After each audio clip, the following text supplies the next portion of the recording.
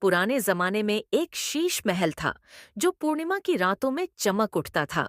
शहर के बुजुर्ग कहते थे कि जो भी इसमें रात गुजारता या तो गायब हो जाता या फिर हमेशा के लिए अपनी आवाज खो देता। लोग डरते थे, लेकिन कोई इस रहस्य को पूरी तरह समझ नहीं सका था।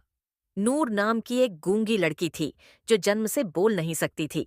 उसे कहानियां सुनने का बहुत शौकत था और शीश महल का रहस्य उसे बेचैन करता था। एक रात जब चांद अपनी पूरी रोशनी बिखेर रहा था, उसने सच्चाई जानने की ठानी। वह धीरे धीरे महल के अंदर पहुंची।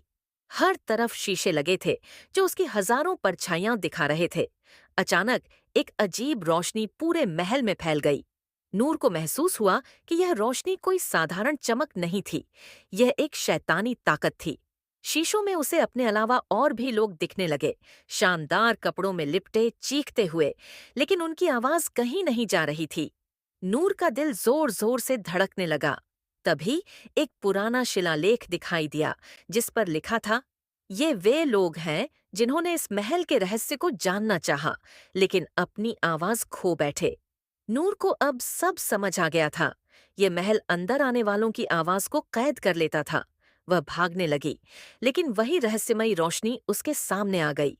तेजी से सोचते हुए नूर ने पास पड़ा एक पत्थर उठाया और एक शीशा तोड़ दिया।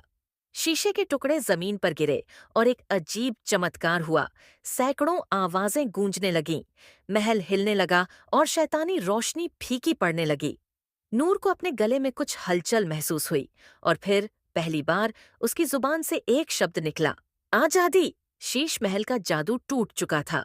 नूर ने सिर्फ अपनी नहीं, बल्कि उन सभी की आवाजें वापस ला दी जो सदियों से वहां कैद थे।